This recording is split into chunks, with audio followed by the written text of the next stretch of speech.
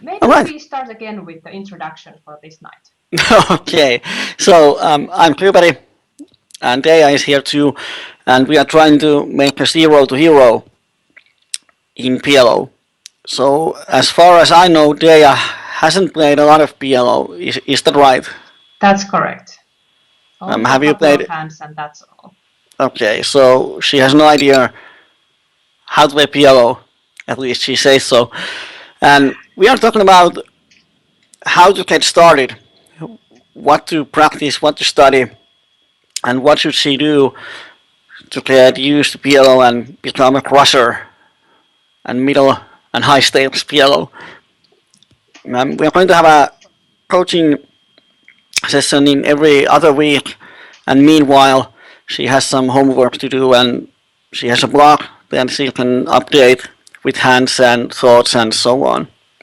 And as I said in the blog, when someone is starting PLO that who hasn't played a lot of poker, the learning curve is a lot longer because then one has to learn all the basics about poker. But now it's different because Dayah has played poker a lot, so she understands how poker works, how someone can make money, what is needed to be done to make profit in poker. And now the only thing is to transition from sitting crows to Omaha, and they are quite different games. So first of all, what do you think about Omaha? What do you know about PLO? What do I know about PLO? I know that you get dealt 4 cards and you need to use 2 of them, not 3 or 1 or 0, only 2, and try to build up your hand that changes all the time, which might be the most problematic thing for me to think about. But I have listened to some of your coachings before, but I haven't studied PLO at all. So I have heard something about, for example, raps or stuff like that that doesn't exist in Texas Hold'em, but I think it's good to start from the beginning, and in a sense it's a good way to start there, because then everybody else who are thinking about turning into Omaha at some point can start watching our series and join our journey. Yes. First of all, when you are starting PLO, it's something that I get asked every now and then. Someone is contacting me and asking that can I teach him PLO from the total beginning, and I always say that yes, I can, but to save money, you can read all the basics from the internet, and that's your first homework. You have to get a PLO from scratch. I will send you that one. It's a free ebook, and it has all the basics. It's a series of articles on one site. I don't even know if the site is up, but the ebook is available on the internet. So there you have all the basics: pre-flop, flop, turn, even up to the river. And it's definitely something that is worth to read. I think it's one of the best books ever written about PLO because it's totally free. And most of the stuff there is still right. It's a few years old, but it's fine. So that's something that you need to start reading after this session, not now. And about the terms, wrap is something that you don't have in Hold'em. And wrap means that you have a straight draw with 9 or more outs. If you have 8 outs or 4 outs, then the terms are same. It's going to be a cut shot or open ender. But when you have 9 or more, then it's going to be a wrap. And often the wraps are hard for Hold'em players because they are used that the biggest straight draw is 8 outs. But now if I give them a PLO situation where you have 21 outs for the straight, then it's a bit more. So wrap is every time when you have 9 or more. And it takes Okay. time to get used to those. That when the flop comes and you have your hand, so that you can see instantly how many outs you have, how many outs you have to the nuts. It's something that just needs to be practiced, and I'm sure we will have a lot of opportunities for that.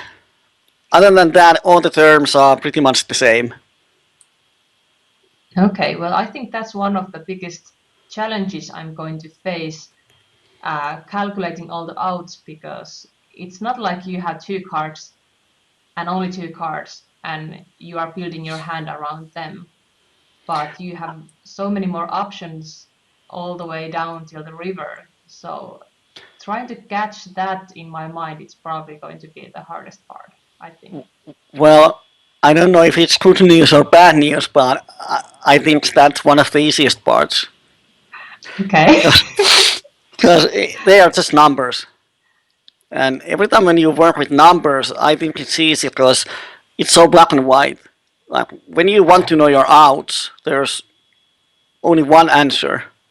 Like if the question is how many outs I have to the straight, then if the answer is 13, it's just 13. It's not 12 or 14 or about 10. It's precise answer. So every time when you work with the numbers, I think that's the easier part. You just have to do the work, but the feedback is 100% accurate. You calculate your outs, then check if it's right. If it's not, do it again. So that's the easy part. The harder part is when you have to start estimating things.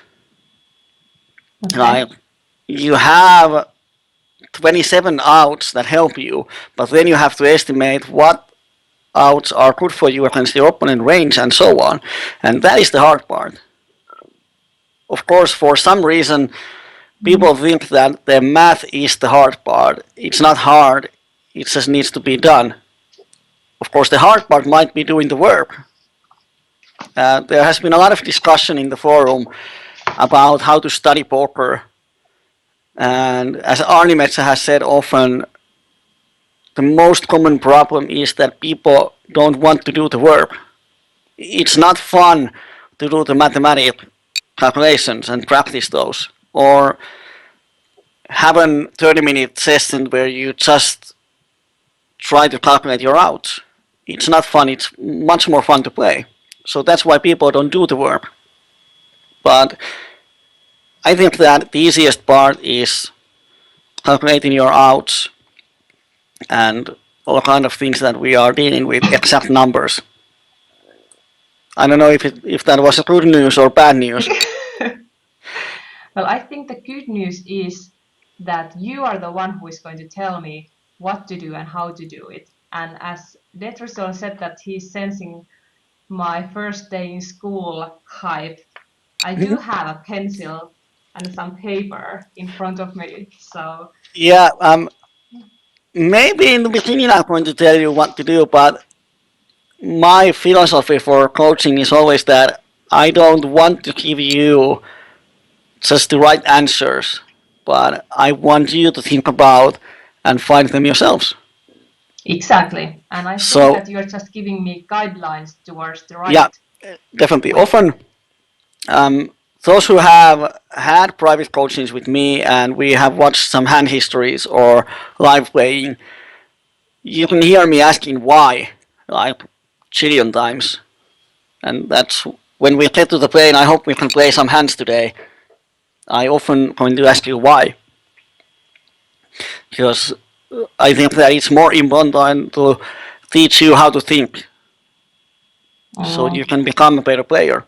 If I just tell you what to do without giving the reasoning, or you don't have to think about the reasoning yourself, then it doesn't make you as good player as you could be.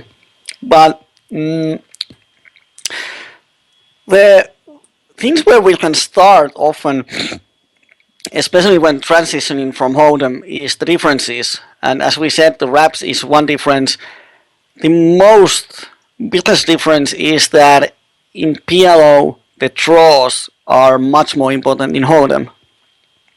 Like in Hold'em, the biggest draw you can have is open ender and a flush draw. And in PLO open ender, and let's say you have an open ender and jack high flush draw, it's not even such a strong hand.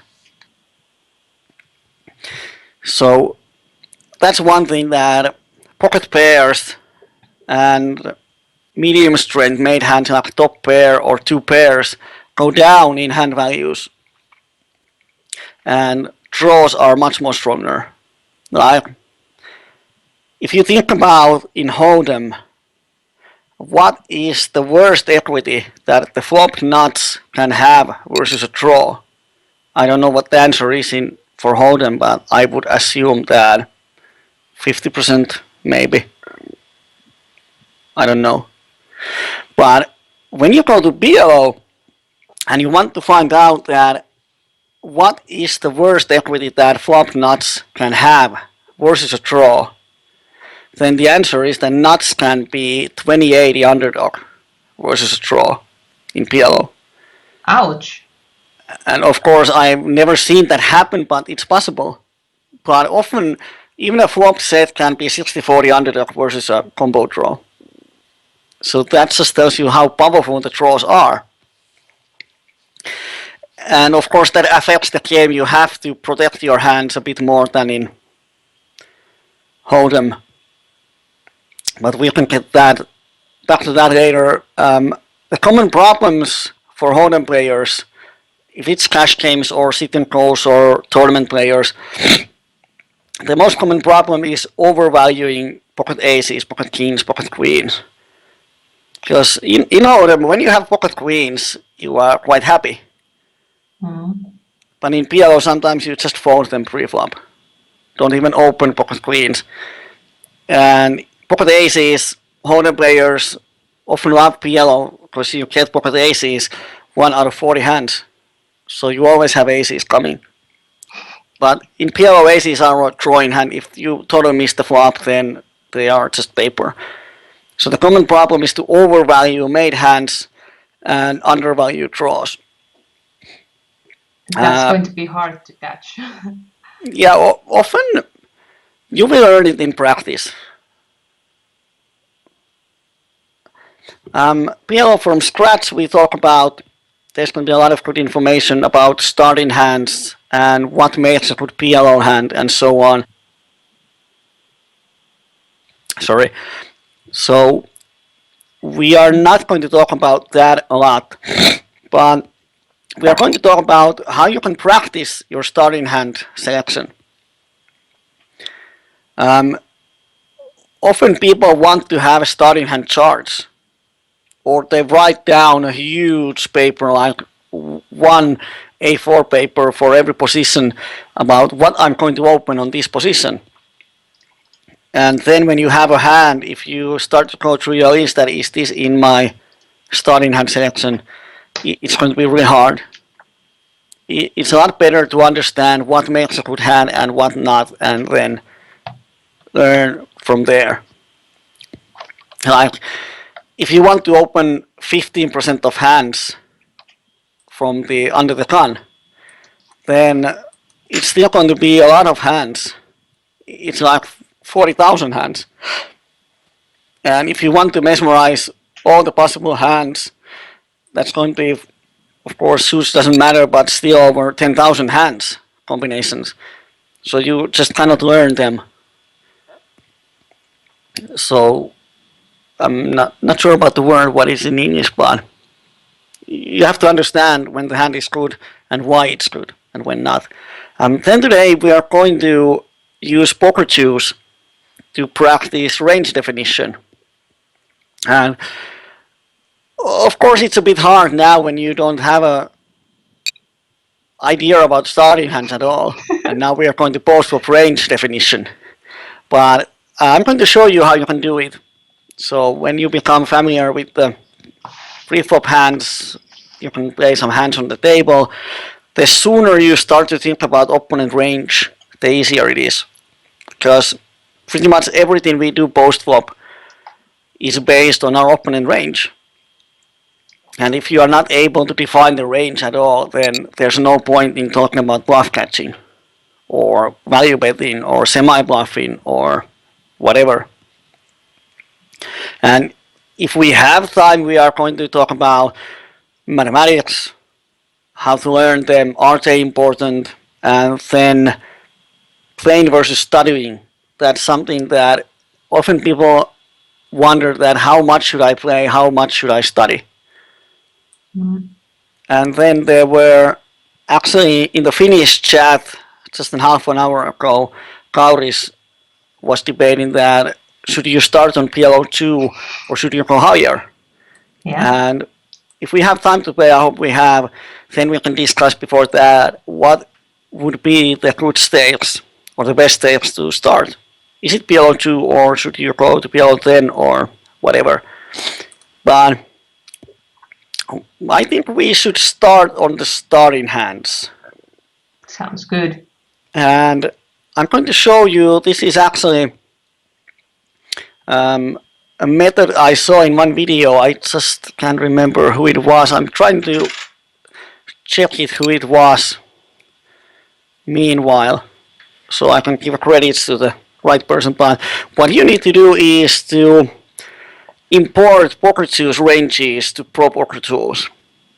And yeah, that might sound complicated, but the idea is that if you open Pro Poker Tools Odds Oracle on your desktop or on the stream, not the poker tools, open the Odds Oracle. Just a second.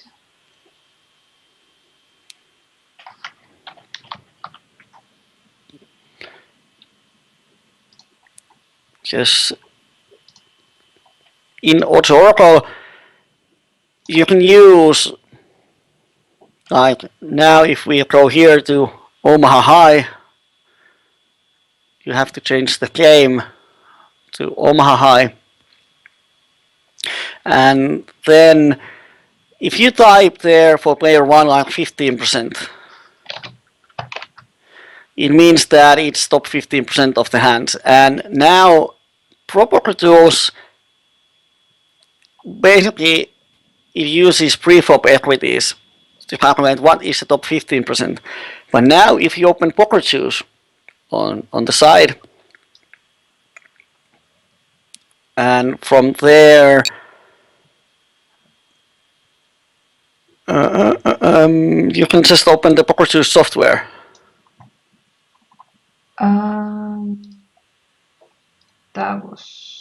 This was the correct one.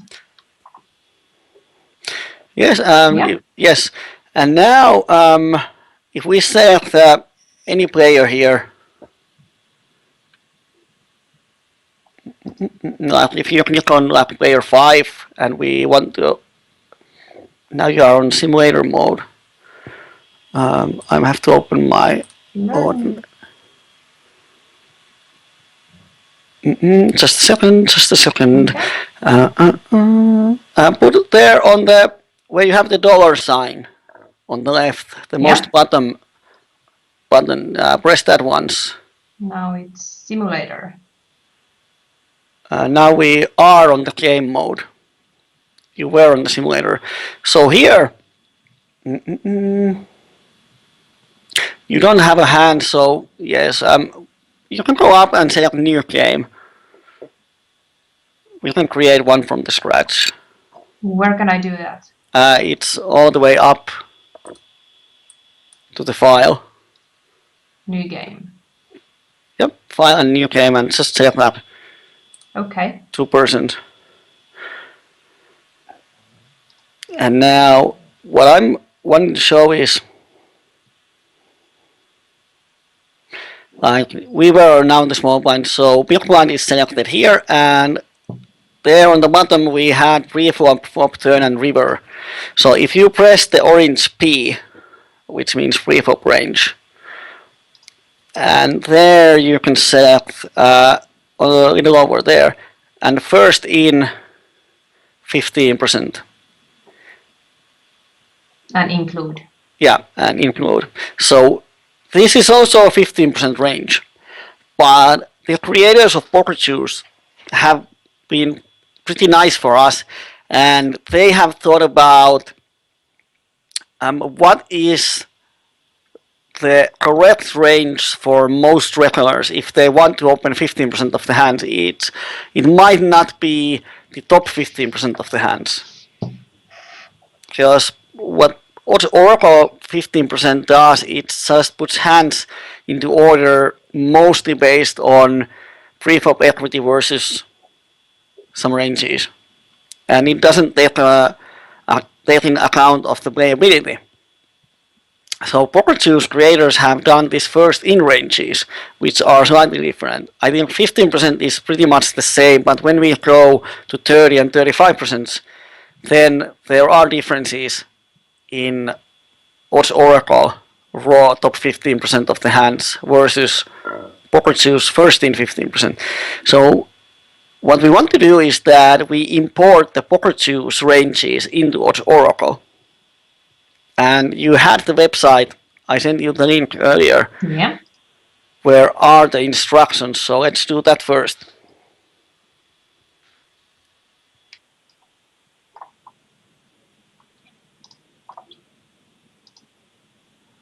So on Odds Oracle, I'll select File and Preferences.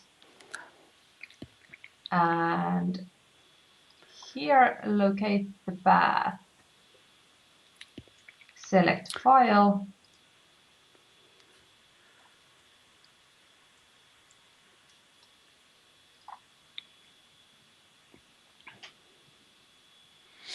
And in the notebook,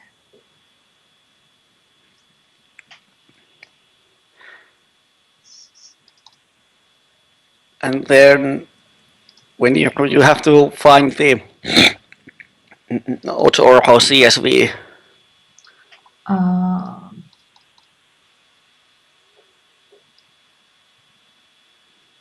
Let's try that again.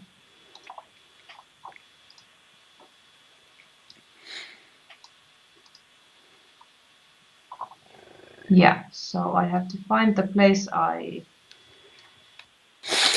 Yeah, normally if you haven't changed the download folder or install folder, it's going to be in program files, ppt odds Oracle.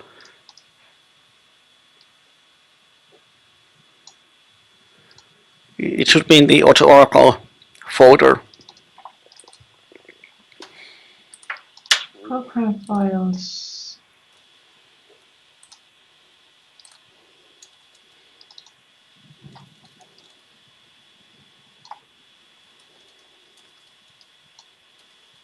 Yeah, just 1 second. I, for some reason, lost it for a second.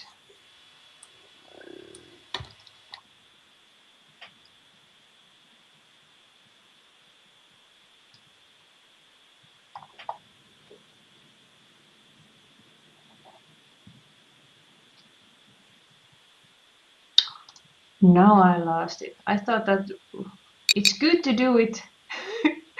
It's good to do it on live stream so you can see how it's done and you can follow what I'm doing. But yeah. Meanwhile, when you are trying to find the CSV file, can you use the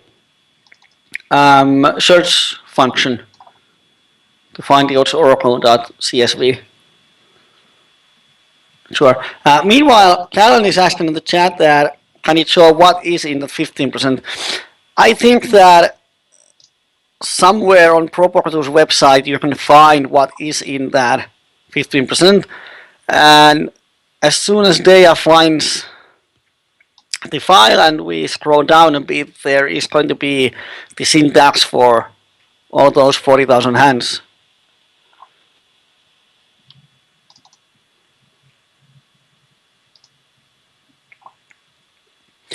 And meanwhile, in the Twitch chat, Tetrustos says that people are underrating aces. Yeah, it's true. It's the best starting hand in PLO, and you definitely should win a lot of money with aces.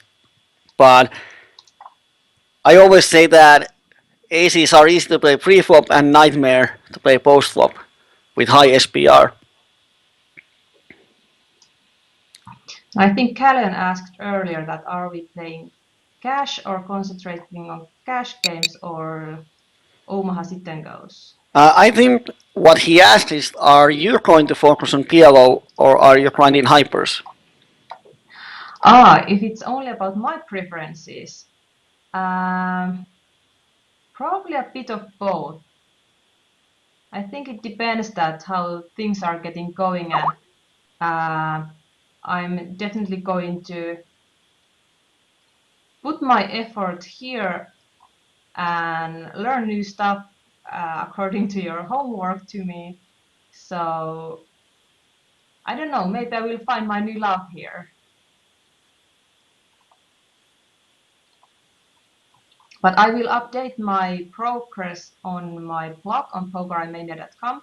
So if somebody could please post it on the chat if you haven't visited there yet, then you might have a chance to read it.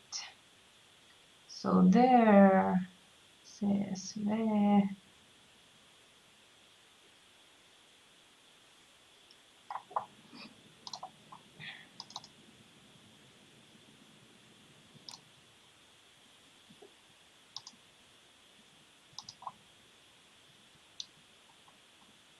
Now I can't hear you.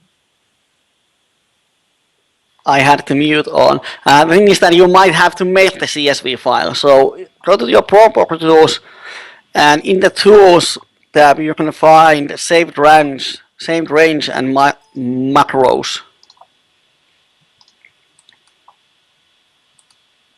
To save ranges and macros. Or is it there? Here? Because I just couldn't find the correct place. So is it possible that it's not there yet? Yeah, I don't know. Now if you just click save, does it create the CSV file for you? It says please enter a range. Then you just have to do something like on the macro you can put anything like what you shouldn't use at all. I don't know. You can type some hash marks or something. I can't remember. I thought it was so easy because I had the CSV file on my computer. But let me see if I can find. Because I don't have that file. Or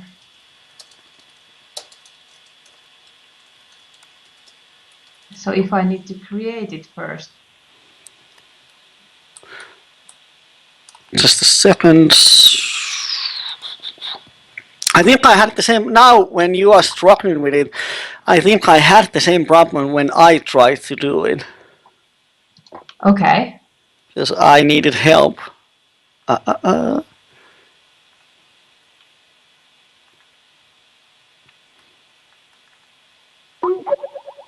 Okay, let's try to do it. Here on saved range macro manager, you can on these macro 3 hash marks. Yeah, it's fine. You can use that. And then translates to you can put like ace there. Just 1 second. I think I've got some info from my lovely fiance. Handyman is helping. Handyman is helping.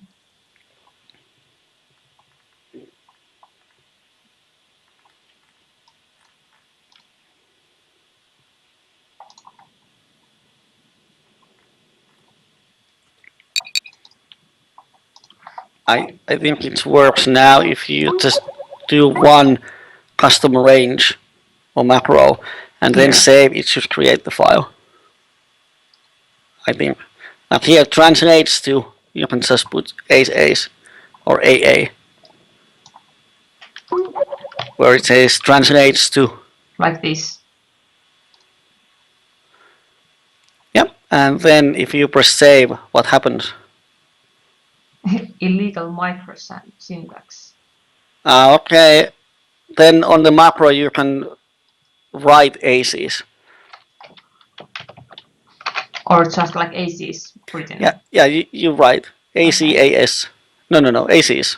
And now let's try. Now it's saved. Okay, and now if you go to your Odds Oracle folder, do you find the in program files or Now it's there. now if you open it in Notepad?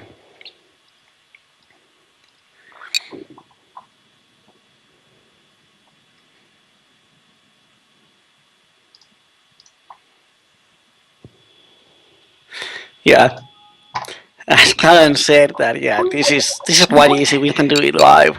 It's just a couple of minutes. Yeah. But actually, it's quite good because now if someone does the same thing, they probably have the same problem. Exactly. Yeah. Did you find the CSV file? I think this is now.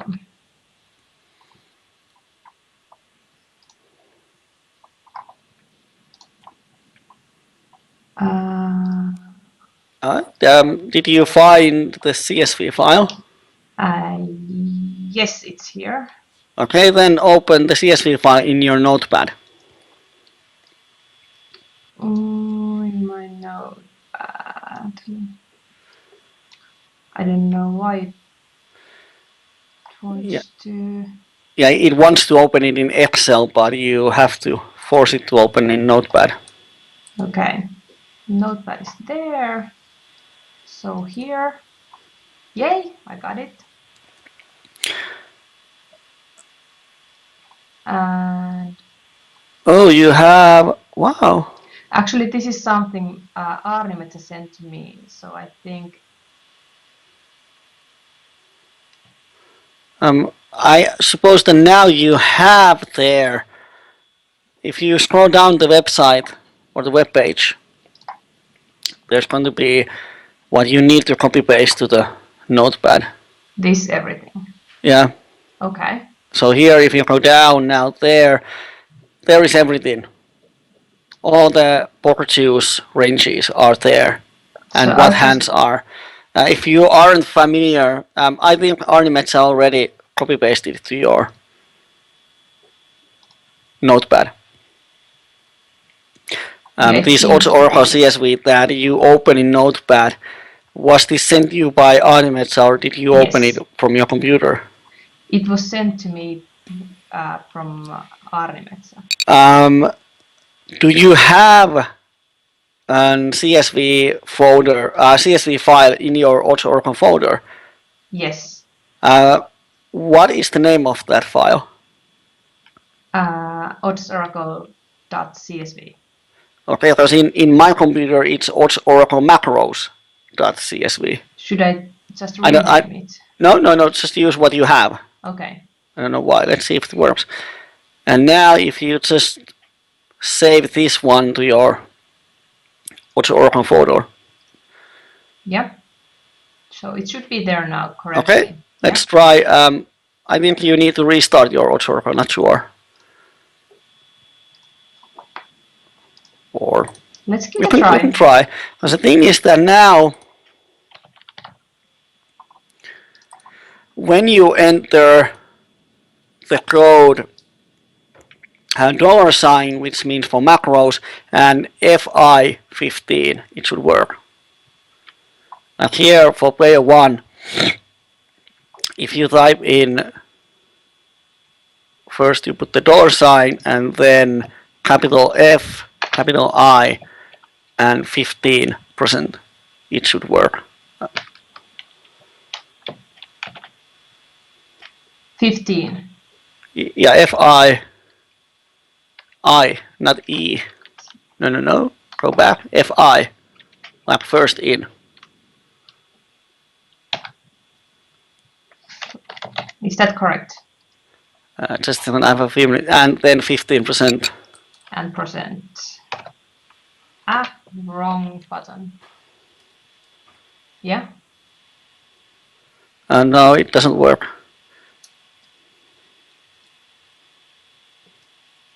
because it should go to black. You don't need the percent sign. Just $fi15 should work. So now the problem is that the odds oracle doesn't recognize the file. So try to go to your folder where you have the program files, ppt odds oracle and so on. And if you can find the file, try to rename it to odds oracle macros. Okay. If it makes it work. Now I renamed it. Should I restart the odds oracle? I don't know. Because in my folder it's like odds with little o, then oracle with big O, and macros with capital M. And that's how it recognizes it. And for Arnimedes, it's not case sensitive, because for me it works even with small fi. It doesn't work. It doesn't recognize it. I think that now you have the folder name is not right. So I would say that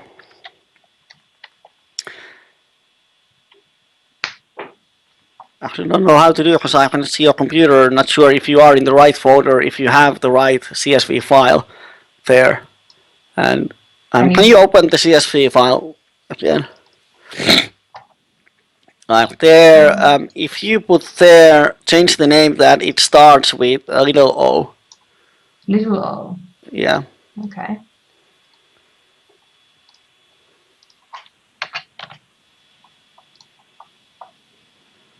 Like that. Yep. And if you open it once again, let's see that you have all the way down. If you open it in Notepad, where you have it. Okay. Open that Oracle macros. Can you see it now? Yeah, and if you scroll all the way down, show me the bottom line of the Notepad. KKK minus. Yeah, so it should be fine. So now we just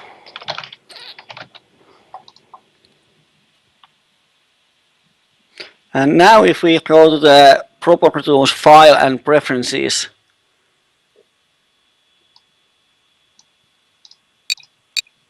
in the Oracle, go to the file, you can close the Notepad. Yeah, go to the file and preferences. Yeah. And custom range macros. Okay, it's in there. All right. Was the file that you had on the Notepad, is it in same path? Users Dayah documents Oracle, or was it in the program files? It was on the program files. So now you have to have the same path in here. Okay. Custom range macros. Okay. So wherever this Oracle macros is saved, it's the wrong place. Yeah. So here on the custom range macros, you need to have the same file path. Exactly. Okay. Now I get it.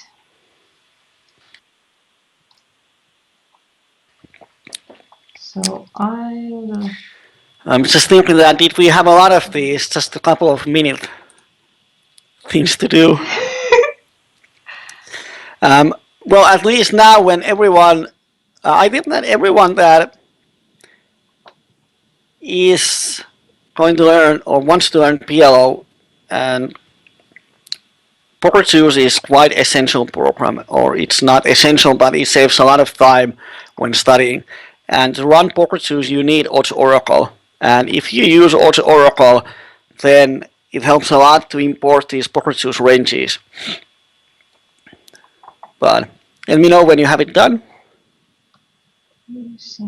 From here, in your preferences, you just press the select file and then find the file you have on the notepad.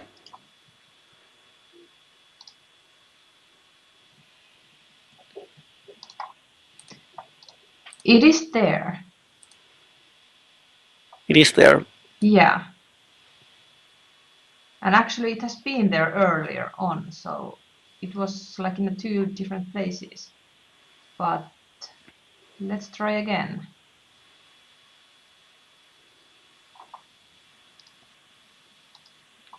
Okay, if the file path is same or the file path in your preferences is right, then it should work. Because that's exactly Yeah. how it's done, and that's how I did it. FY15. It's working! Alright, so now this means that now it uses the pocket choose. And now if you, for player 2, you type in just 15%, you can see that there is a small difference. So I'll do the same. Not the same, just 15%, which is what's Oracle range for 15%. Ah, okay. And on the right you can see how many hand combinations it is, so it's the difference is only 20 hands. Now for player 3, if you put in like first in 30%, like $FI30. Here. Yep.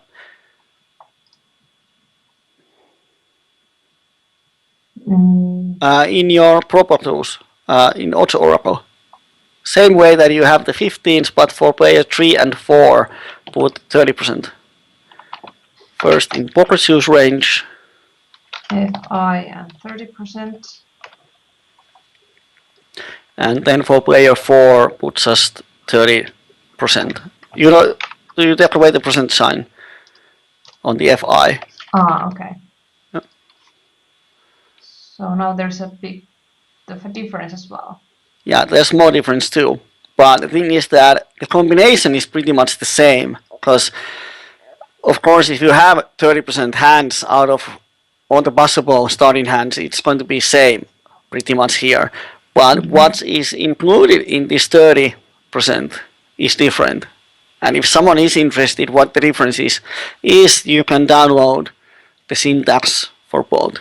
Okay, now what you need to do is, it's just a couple of minutes, but I'm going to send a link. I'm going to send it to you on Skype, and then I'm going to send it to this chat too. Yeah. So those at home can open it too. So what you need to do is to create questions for Auto Oracle.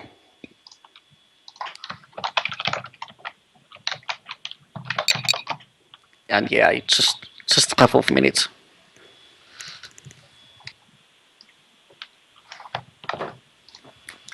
Can you see it?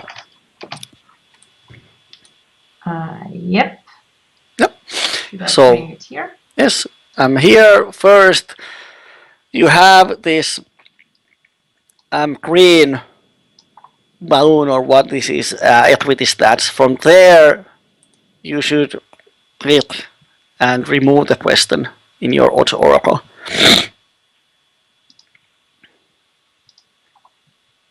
Here, this question.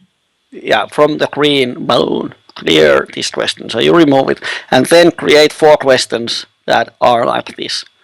First you press the plus, the gray plus, and then how often. How often? Yeah. And then player 1, and then match hand range, and then type first in 15. Player 1. And meanwhile, when you are doing, I'm going to explain to everyone else what this means.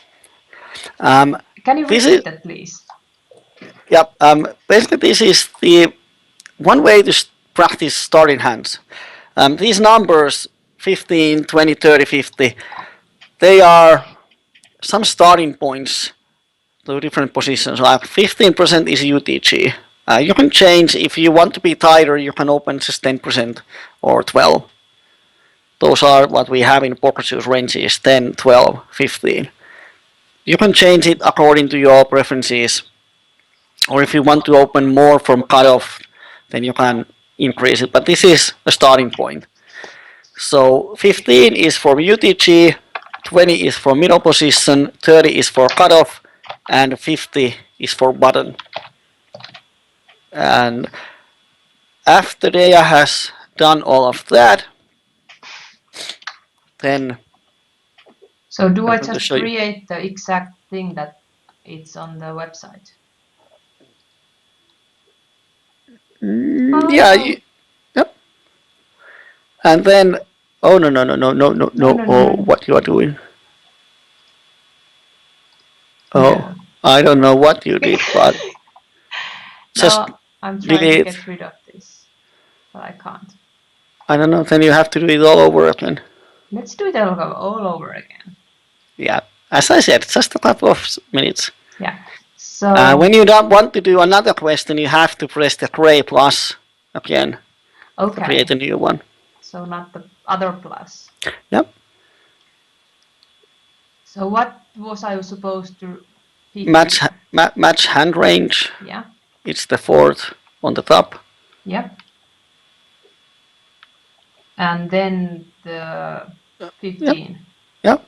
Dollar FI 15, which means first in 15%.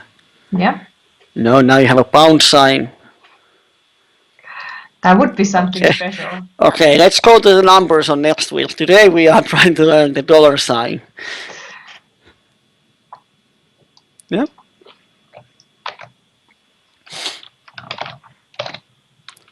And 20 next. So 15 and 20. Yeah, and 30 and 50. All of them.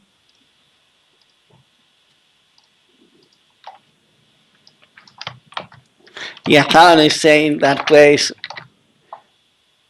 percent FI on your keyboard. I think he means dollar and FI. Yeah, those dollar signs are hard. Yeah. Yeah. Okay, so 50 for is the last one.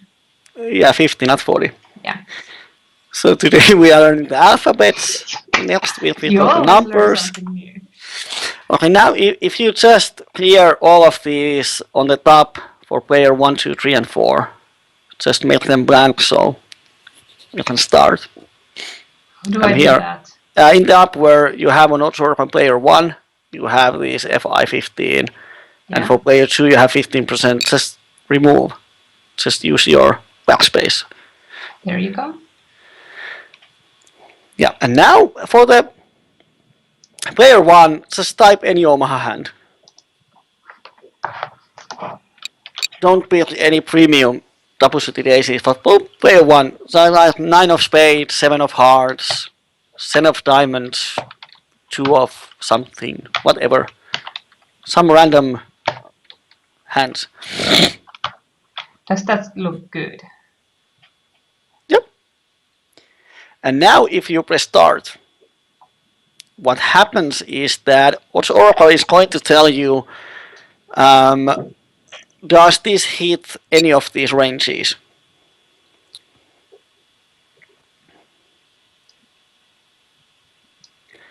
And if you make it slightly bigger,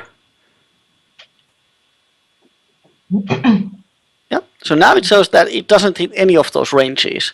Now you can change the 2 of hearts to 6 of hearts. Okay. And start again. Yep.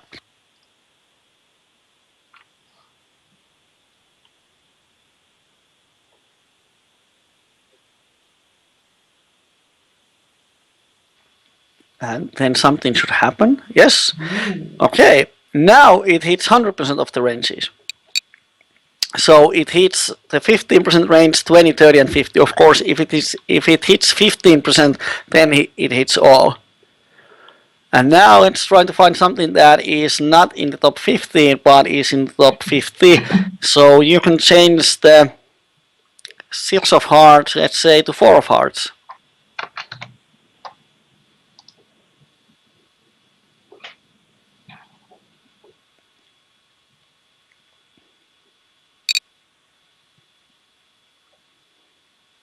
Way worse. Okay, now it doesn't hit anything. Wow, that is strange. Let's try to find a hand that hits something. Change it to 5 of hearts. I have a feeling that this for some reason it didn't work.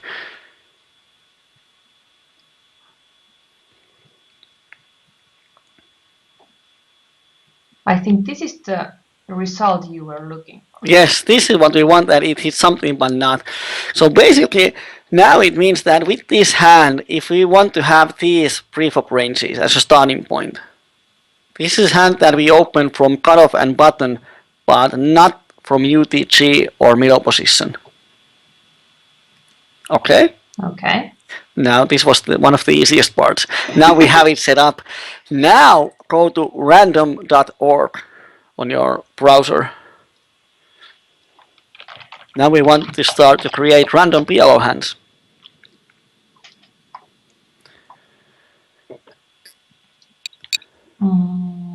And there in the games tab on the top, go to the top and games, and there is playing card shuffler. Yep. So here we want to draw 4 cards from one deck. So step 1, change it to draw 4 cards.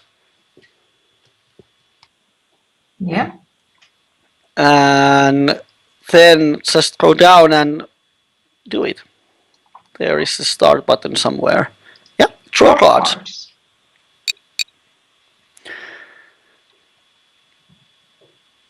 So what we can do is, when we have a random hand, now you can think, what is the earliest position I would open this hand? Of course, now when you have this kind of hand, to me it's pretty easy, but you think that, okay, would I open this from under the gun? No. Would you open it from the middle position? No. What about cutoff? Not really. What about on the button? Not on my skills level. But if we use the starting point that you are going to open 50% of the hands, is this in the 50%? Yeah, and of course now when you haven't studied the starting hands or PLO hands, it's going to be really hard to answer. But when, as a homework, you start to read the PLO from scratch and you start to read about starting hands, then this all makes sense a bit more. Okay. But now if you type this hand to the Auto Oracle for player 1, Jack of Diamonds, 5 of Clubs, and 7-9 of Spades.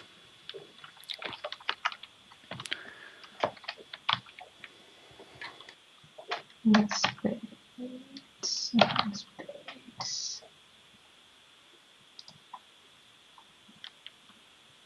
And then press start. I think it didn't look very pretty hand, in my opinion. Yeah, unless you are tilted. So this is actually open from the button if we are using the 50% range. So basically all the... This is a quite simple method to do the hand selection. Sometimes people do that, they don't put the suits, and then from the percentage they can estimate when they open it double suited or single suited. But I think it's better to start with the exact hands. So you have only answers like yes or no. And this is something that, especially the more familiar you are in figuring out what makes a good PLO hand and what hurts your PLO hand, this is pretty good practice. Like do it 10 hands per day, or 15 hands a day, or 25 hands a day, or as much as you want. Just use the random order and like now if you go to the random.org and you do it shuffling again, then you will have another hand. It's even crappier. Yeah. Um, would you open this from the button with 50% range? Of course, it's hard for you to answer now, but you can check it, put the hand on there and see. And it's often it's easy when the hand is pretty crappy, but then when we have some decentish hand, like Jack 9, 7, 5 with one suit and so on. This is one practice that you can do, and in your situation, you are going to do. So yay, I was correct. Yep, this is not even in the top 50%. And before someone comments on the YouTube that I would open that from the button, yes, so would I, but now we are talking about 15, 20, 30, and 50% ranges. So you can, if you want to do this at home, you can change the numbers whatever suits your playing style best. So this is one pretty decentish starting point. Okay. Then as now we are rolling, I hope your brains are okay. Pretty much. Yeah, there's going to be a lot of information. Another thing that often for people who are starting PLO, the good thing to start is to think, especially when you are playing, like I can show it to you on random.org. Go back there and change it so it draws 3 cards from the deck. Okay. And otherwise the same. Yeah, this is something that you can do when you are playing, when you are not involved in a hand. Of course, you should do it when you are involved, but first, it's something that you can practice when you are folding your hands. So now, on this board, what are the nuts?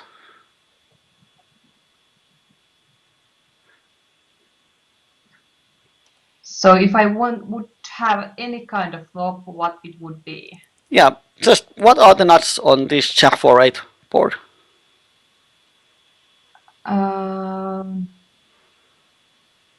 What is the best possible hand?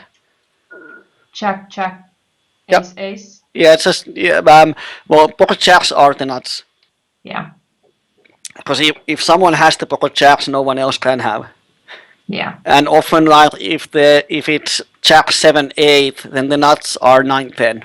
Someone might have redraws, but we always talk about nuts. And for most people who have played poker a lot, this is quite easy. But for people who are not studied poker, it's often the first thing to check out and what are the nuts. Because especially in PLO, it's a game of nuts. Someone is either having the nuts or is representing the nuts, or someone can have the nuts. But quite often the pot is going to the nuts in PLO than in Hold'em. So this is something that on the flop it's easy, but then when the turn comes, what are the nuts now? And when you practice that, you become faster and faster. And then when the river comes, oh, I had to sneeze. Then when the river comes, what are the nuts? Because in PLO, it's really important to understand that did the board change? Are the flop nuts anymore? Not sure you can do it with random.org, but when you are playing and the flop comes, what are the nuts? That's easy. As soon as the turn comes, try to find as soon as possible what are the nuts on the turn. And when the river comes, what are nuts on the river? So you become familiar identifying when the board changes. So every time when I have a cash game table open, whether or not I'm on the hand, I should think about what's the best hand there is at certain times. Yeah, so it becomes automatic. And now when I said the magic word automatic, now we can give your brain a short brief and talk about how people learn stuff. So I have to blow my nose just a second. Go ahead.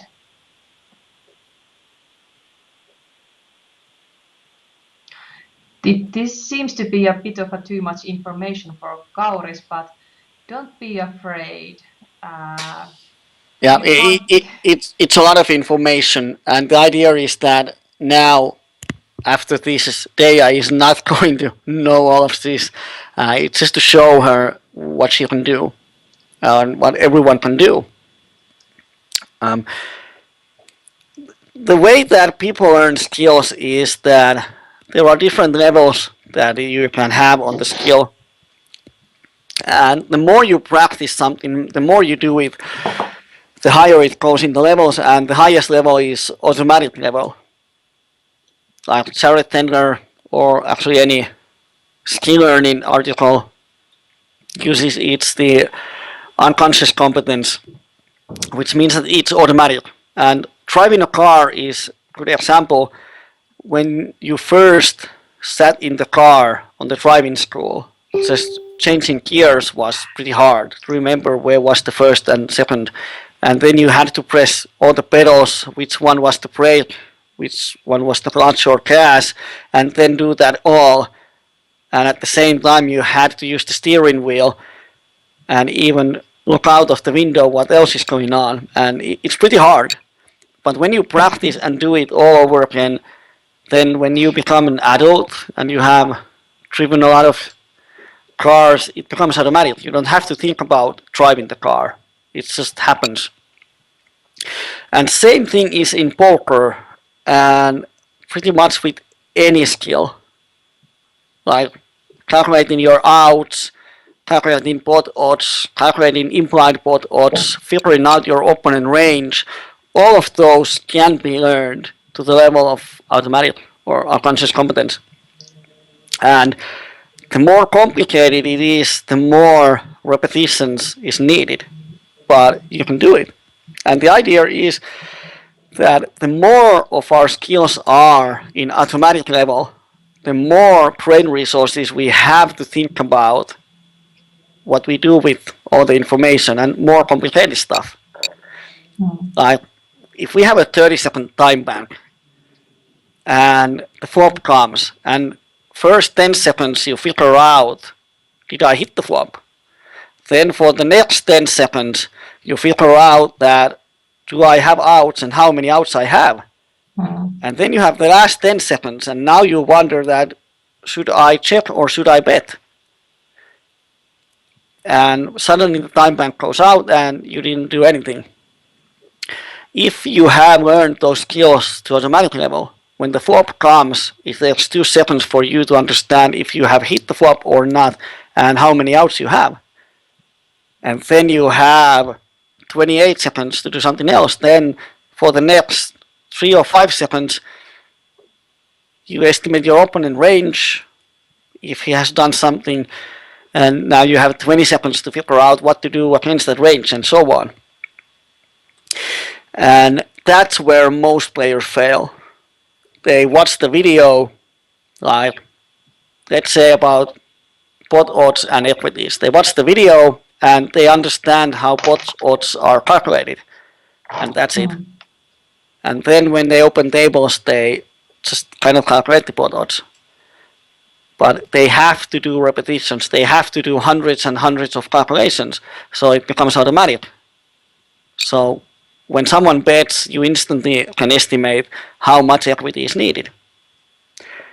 And that's what you need to do. Yeah, and that's sure. that's something that no coach in the world can do for you.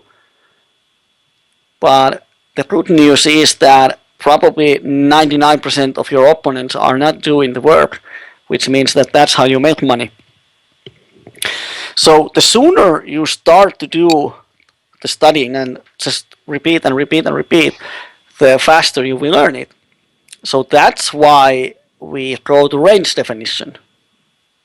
Of course, you have no idea about pre-flop hand ranges, but it doesn't matter. We go to the post-flop range definition, and I'm going to show you the simple method that I often teach first. And now I'm going to find a hand. I'm going to send it to you on the Skype.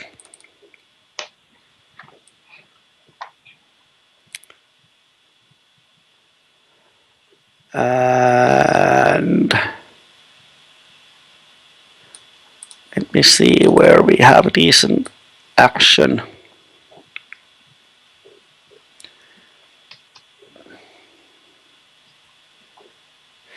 Now we can use this one.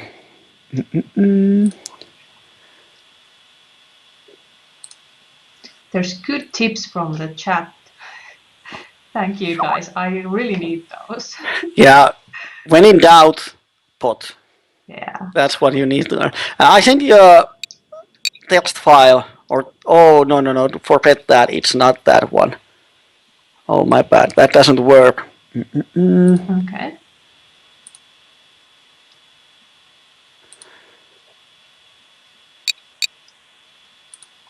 But quick tip for everybody else, if you have really good guidelines to give me, if you are a good player or you have learned Okay. everything yourself, please post any good tips for me to my blog. Much appreciated.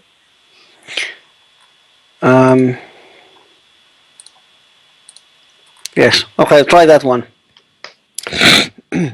I sent you on the Skype a hand history. Yeah. It should work. Just copy all the text, and then we paste it to Poker Juice. That's one of the really cool features in Poker Juice, that you can paste hand histories.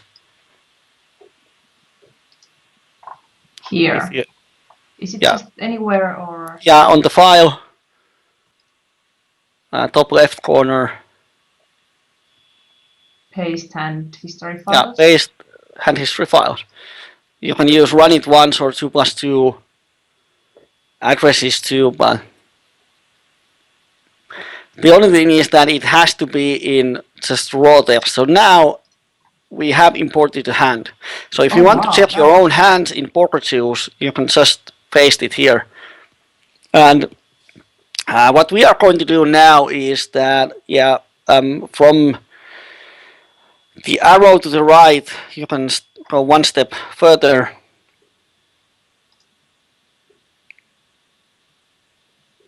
In that one, yes. And let's just go to the flop.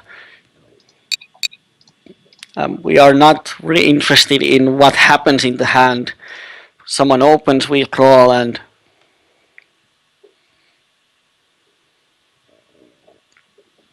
now, slow down. Now what happens here is that if you press one step forward, Yeah. we can see that hero don't bets here, and now we are not really interested in why, but now what happens is that if you go two steps forward, both the middle position and button calls. And now in this hand, the middle position is our opponent. And now we have to think about his range. And action defines range. So every time when player makes an action, it can define his range.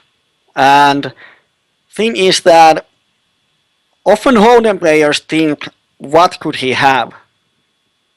But in PLO you have to think what he shouldn't have. Because if you now start to think that, okay, he called my bet, what can he have? And you start to think he might have king, he might have 7-8, he might have a jack high flush draw or queen high flush draw, or he might have actually 5-6 or 9-10, or he might have a wrap, he might have 5-6-9, or he might have king 9-10, or he might have 9-10 jack queen, maybe with the flush draw, maybe with the nut, and he might have actually aces, or could he have a flush draw with those? And you can see that the time bank is going down, Yeah. and you filtered out just one portion of his range. So it's always easier to narrow down the range. And everything else is on the range. First here, we have to give him preflop range.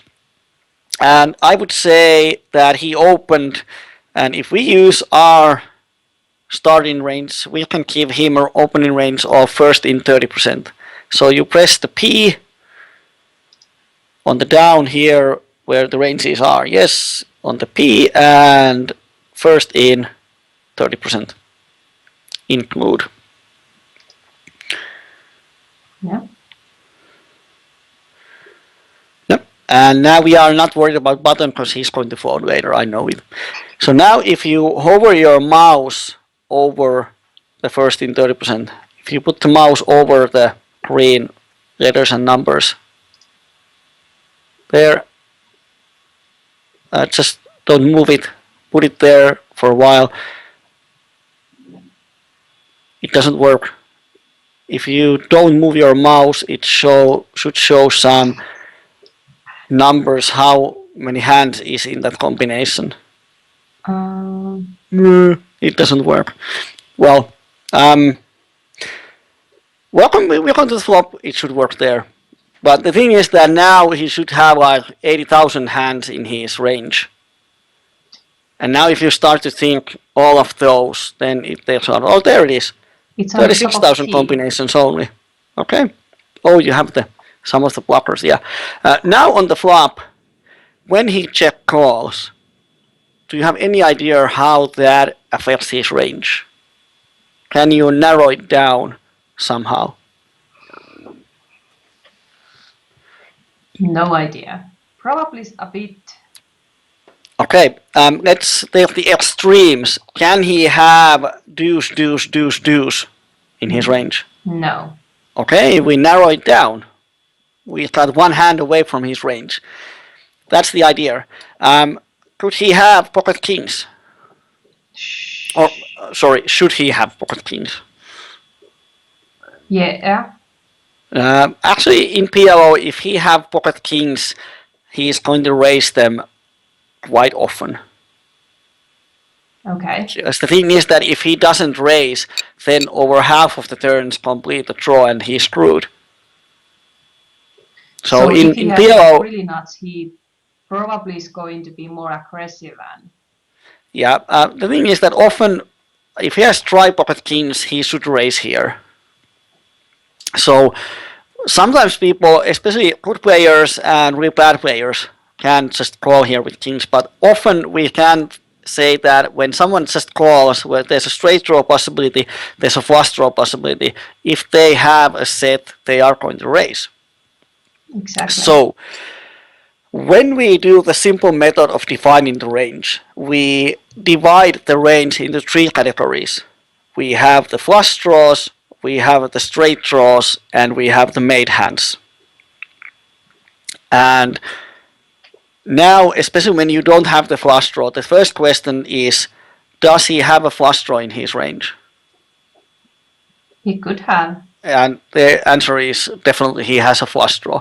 So on the flop range, you can type CC. Here. Let me see, there's a delay. Yes, CC means any hand with two clubs, and then use the comma to separate the ranges. Yeah. Yep, and then press space, and we can find, yeah, next one. Okay, can he have a straight draw? Yes. Yes, and now what we can do is that we type in the smallest straight draw and use the plus. This is something that doesn't work with pro poker tools, but is in poker tools. So if you type here 5-6 plus,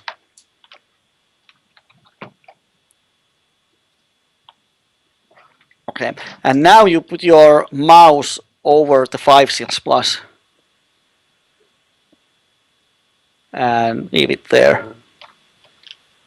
It says yeah, take away the comma so it goes to the. No, after the 5-6 plus. Okay, and now hover your mouse over the 5 plus. So now it shows that 5-6 plus means all the hands that include 6-5, 10-6-4, 9-6, Jack 10-5, 4, Jack 9-5, and 10-9, which is all the straight draws that have 8 outs.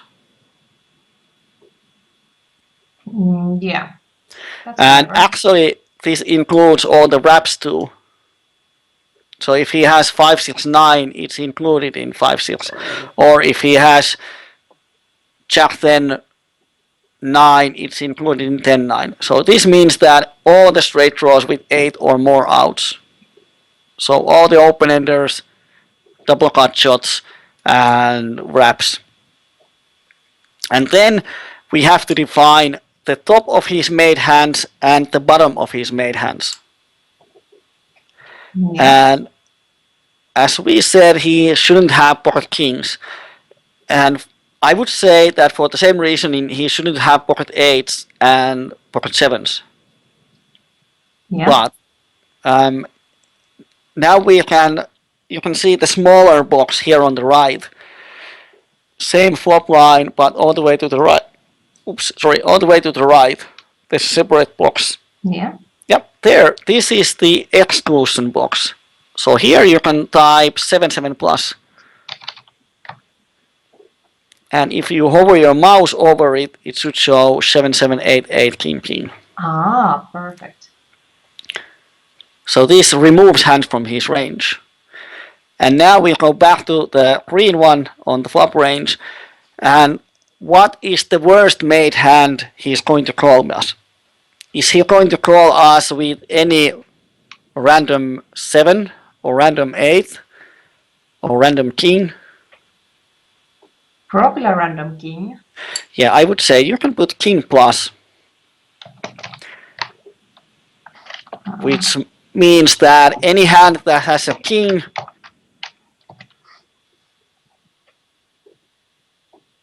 Yeah. and now if you hover your mouse over the range, you can see that the king plus is any king, any aces, any two pair, and it has the sets in it. But on the right we have removed the sets. So the removal part overrides this part. Yeah. Okay. So now we have defined his flop range. Awesome. Now if you put the mouse over the F,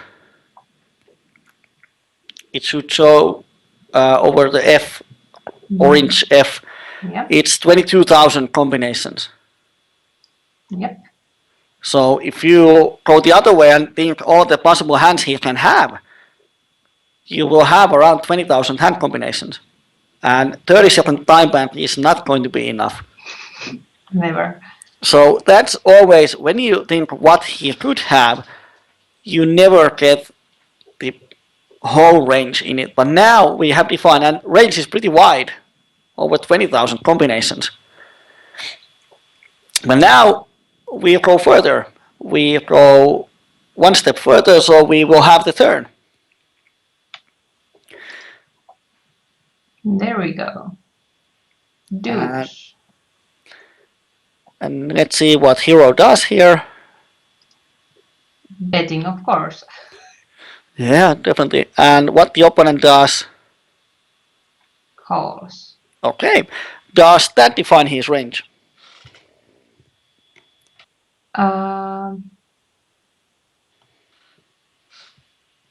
Compared to the previous hands, we were thinking. Yeah. I can say that.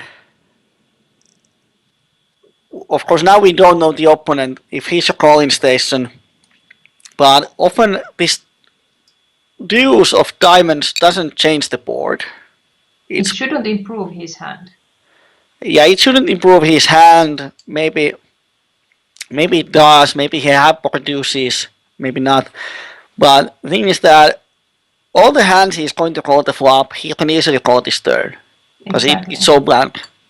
So the only hand I would remove from his range is pocket deuces. So we go to the turn line and put there 2-2. 2-2 plus.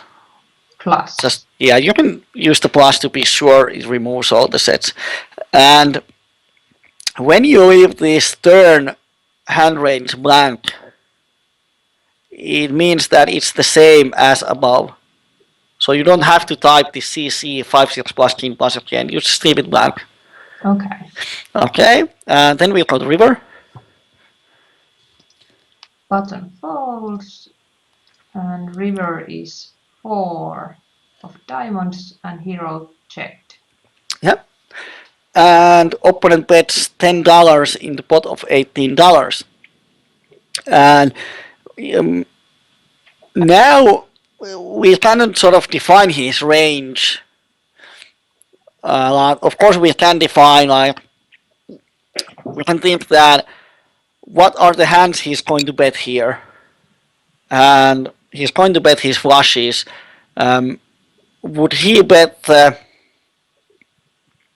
5-6? Oh, Callan is asking on the chat that could you think that some straight draws drop with double flush board in turn? Yes, definitely, but let's keep it simple.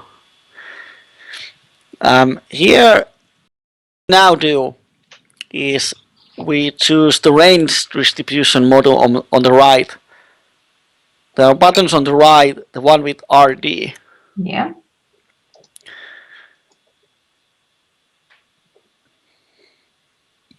And he represents a flush. So the question is, he definitely bets the flush. He can bet some misdraws. Would he bet 5-6? We don't know. But if you here on the right where there's a letter A, if you put there DD, which means any hand with 2 diamonds. Yeah. I think you need to use small letters. Okay. So it doesn't mix it with some high Other card. DDs. Yeah, DD. And then press the play button. This one. Orange. Yeah. Let's see how fast it is. We haven't changed the try-on numbers. Oh, it's so fast. You have a nice computer. For me, it takes 2.5 minutes. No way! Yeah. This means that on the river, 26.6% of his range has diamond flush. Okay. And the reason why this is important is that when we figure out if we want to bluff catch or not, we can use poker choose to calculate, giving him ranges, what is he value betting, what are his bluffing hands, and so on and so on. But the most important thing here, what I wanted to show you, is the range definition on pre-flop and especially on flop and turn. Now the hand is simple, the turn doesn't change the board. But on the turn, let's go backwards all the way to the beginning of the turn. You can use the arrow to the left, and let's go all the way here. And now you can put your mouse. Oh no, go to the turn. One. So that the 2 of diamonds. Callan is asking that 0% number on the right. It means the hero's equity versus the flushes. Now you put the mouse over the flop texture. Put the mouse over 2 of diamonds. Yeah. And there's the pencil on the up. And press that really small pencil. Yeah. And let's change that one to the press the 2 of diamonds there, so it removes it. The blue deuce, and let's pick up like 10 of diamonds. 10 of diamonds. Yep. Yeah. And then just click anywhere. Magic outside. Happened. So now we change the board, and now you have to press once on the middle position. So we have it selected. Now you have small blind selected. So press once on the MP. No, no, no. Go to the middle position guy and press once. Just press on the player. It's so hard as I cannot show you. Yes. So now you see that it changes the middle position to down here, where you Yeah. have the ranges defined. Ah, Okay. Now he calls the turn. Does it define his range? Same way that we configured his flop range, now let's go down and figure out his turn range. yeah. And now when he calls on 10 of diamonds board, how does that define his range?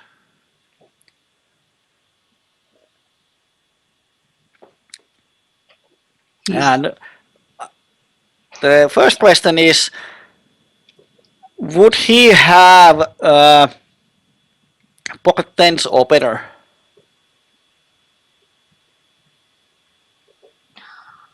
I think the question is that would he raise the pocket tens? Yep. I think that he might not because the straight completes, but I'm pretty sure he doesn't have a jack 9. Yeah, because he would be too afraid just to call it. Yeah, and I'm pretty sure he doesn't have even 9-6. So here where we have the 2-2 plus from the earlier turn, I would change it to 6-9 plus. So now it says 6-9 and jack 9. Yeah, so it's all the straights. Yeah. And when he calls now, it's a bit more complicated to figure out what he could have. In the simple method, we want to know, can he have a flush draw? Can he have a straight draw? And so on. And 10 of diamonds is a bit problematic because now he can have some combinations hand, but let's keep it simple. Can he have a flush draw? I think yes. So you can type here on the turn CC and DD. We assume he's a fish. Yeah.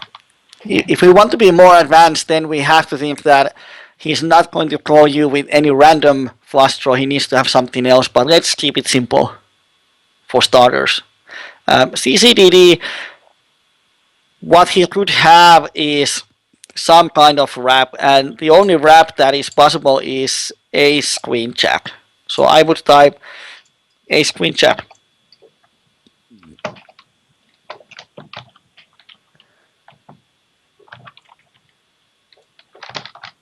A, Q, and J. Yeah, and then I would say king 10 plus.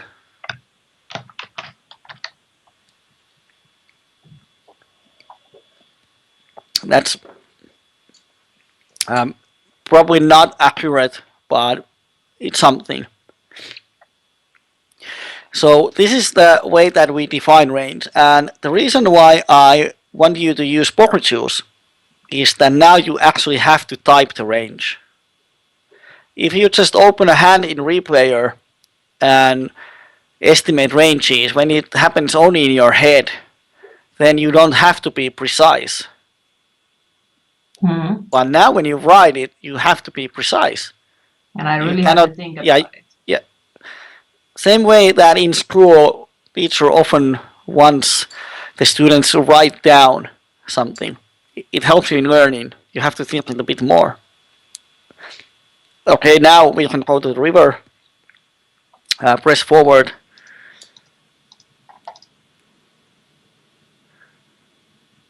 Yep.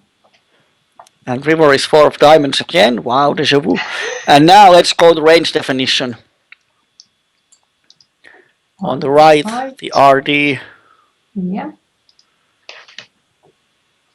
And then we press the play button and see how often he now has the flush. Because now we have defined his turn range. We have narrowed down hands. Now he has flush 40% of the time almost, which is a lot more. So it kind of changes stuff. But what you need to do is after you have studied PLO from scratch, and after you have some idea about free flop hand selection and you can actually start playing PLO, Mm-hmm. this is something, this range definition, that it's best to practice is outside tables. Because when you are playing, there's so much going on that if you start to do this, what we did here, in your head, you often don't have time to do much else. So, um, if you have Hold'em Manager or Poker Tracker, what you need to do is filter all the hands that you saw showdown. And are you using Poker Tracker or Poker Hold'em Tracker. Manager? Poker Tracker. Yeah. So in Poker Tracker, use the filter that showdown, that you saw the showdown, and river action is any action. Because then when you have a river action, it means that the hand is not all in on pre-flop, flop, or turn. So you have some action on the river. Yeah. Which means that you have action on the flop, you have action on the turn. And the reason why showdown is important is that when you actually see your opponent's hand, then you can see that does it fit the range I gave him. And if it doesn't, then either he's a fish or you have defined the range in the wrong way. So I often say that what has worked for a lot of students is before you start the session, you do 1, 2, or 3 hands like this in poker shoes. Now when you have poker shoes, you don't need pen and paper. You just paste the hand to poker shoes and see the flop, give him a flop range, see the flop action, give him a range, see the turn action, define his range, and on the river you can define his range, but river is a bit different. But the most important thing is to define flop and turn ranges. Because that's what we are doing when we are playing. And once you do it over and over and over and over and over and over again, it becomes sort of automatic. Okay. So when you are playing, flop comes, you do something, opponent does something, you just kind of know his range, how it affects his range. Which means that now you have the 30-second time bank to think, what do I do against that range? But this is something that needs to be done a lot. There was one question earlier about the microgaming hands. I know you have been playing a lot of PLO on 24H poker, and I'm going to play on Poker Logo. So Arnimetsa asked that how's the hand histories here since they are using different formats. Have you tried it, and is it somehow different than pasting from? I take it from Poker Tracker. And it works normally? Oh, let me see. Because the hand you sent me earlier, it was from Poker Stars, and I just want to make sure that it's... Yeah, I think in Poker Tracker, well, I cannot show you how it's done, but you open the hand in Hand Viewer. Yeah. The hand details, and then, well, if you have a Poker Tracker open, I can show it to you. Or I can actually, I'm just going to give you a link to a picture. I'm going to do it here. Okay. Or you can just quickly say the steps. Well, I'm just going to show it. Okay. It's easier. I'm going to post it into the chat so everyone at home can see it. There it is, another screencast. And I'm going to send it to you on the Skype too. So the thing is that when you have the hand details, there's the red arrow to the button that you need to press, which copies it to the clipboard. Oh yeah, that one. So it gives, if you use the right one, it copies it with some text formatting. There's going to be bold letters and it just doesn't work. It imports, but it's in the wrong way. It doesn't, the hand is just screwed. But when you press this one, it copies it to clipboard. You can paste it to the poker shoes. It was super easy to paste it. I was really surprised. Yeah. Uh, there's a lot of cool features about poker shoes. We can go those to the later part. But I would say that first, as soon as you are familiar with preflop hand ranges, like you have a general idea what is a decent PLO hand and what is not, you start to do these range definition practices. Like do 3 hands like this before you start the session. First, it takes some time, but when you do it a few times, you will see that often when someone check calls the flop or just calls the flop, it means no nuts, no air. And similar situations happen over and over, and it becomes faster and faster. But do like 3 hands before each session. So if you play one session a day, that's 20 hands a week. And it's 20 hands more than your opponents. And I know it can be boring. And one student asked me once that why do I need to do this boring stuff over and over when I know how to do it? But then when he's live playing and we go through the hands and on the flop, like flop is king 7 8, I asked what is his range. It takes 2.5 minutes for him to answer.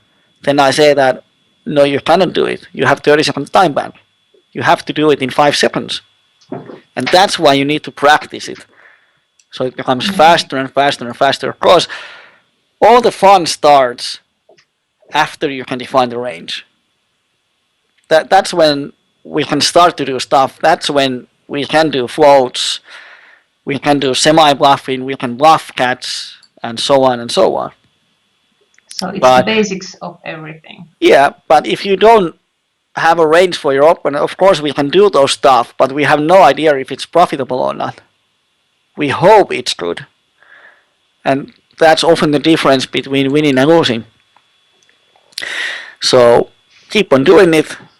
And I think that on the 2 weeks, when we have the next session, we can see how fast you are. No pressure, but I will have my your timer with you. Yeah, I have the timer ready, and I will see that how many seconds it takes for you to figure out the range with certain hands. yeah, it takes time, but the more you do it, the faster it becomes, and the faster it is, the more time you have on the table to think what to do with the information. Yeah. But you should start with PLO from scratch. Okay. And read the first chapters, like first preflop. If you can follow like these 15, 20, 30, and 50% preflop ranges, then you should have, or you shouldn't have that many problems post-flop. But if you start all the pretty hands or open all the pretty hands from UTG, suddenly you will have a lot of really problematic situations, which just makes you more and more confused. One option is to change this UTG range from 15 to 10 to keep it even more stronger. Because playing out of position is really hard. But you can even start these ones. Let's see what is going to happen. Okay. And then now actually 1.5 hours is, we have 2 hours already done.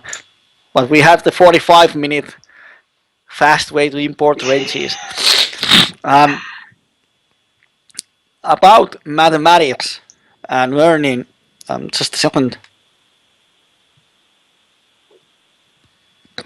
Yes, I already told you that to have something in the automatic level, you have to repeat it over and over again. And this applies to mathematics. And I have no idea how much pot odds and equities are used in sit and goes. But you know it better. In PLO, if you can do the basic math.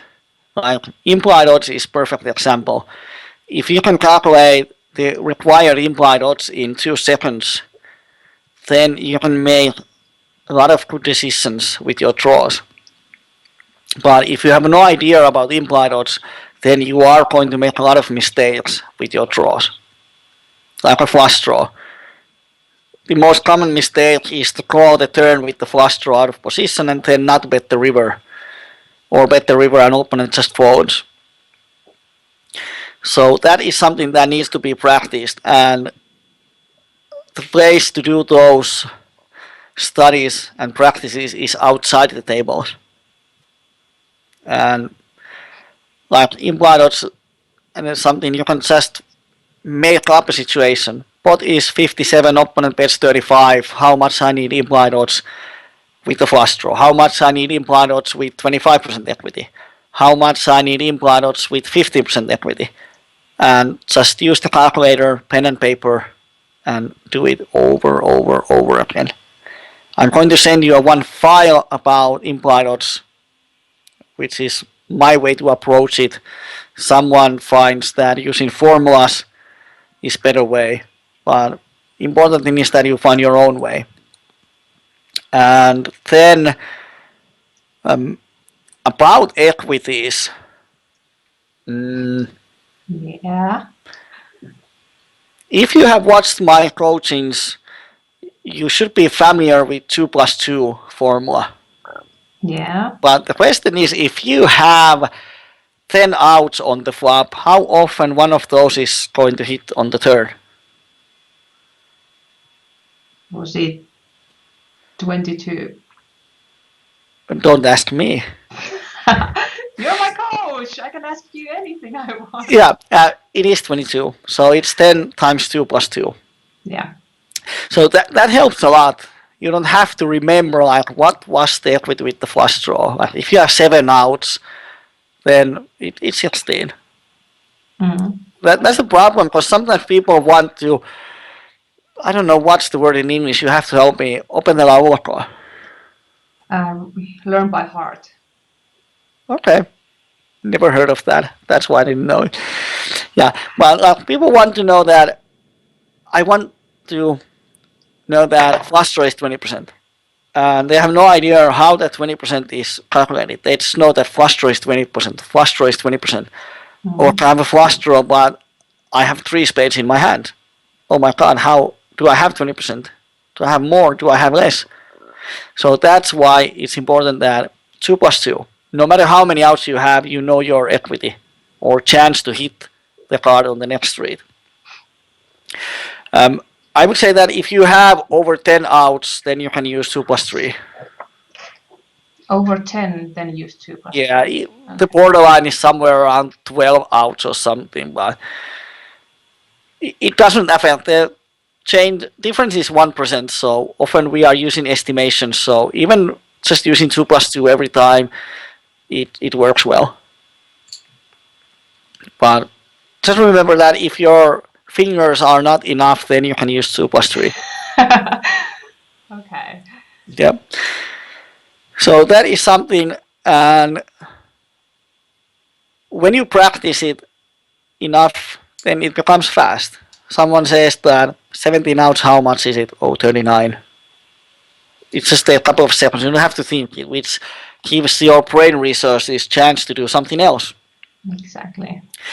The hard part is to calculate your outs. Like when you have ace, king, 10, 9 on the flop of king, 8, 7 here in the poker choose. Yeah. How many outs you have to the nuts on the flop? How many outs you have to hit the nuts on the turn? It's going to take forever. If I was starting Oh, it doesn't. You can use your fingers.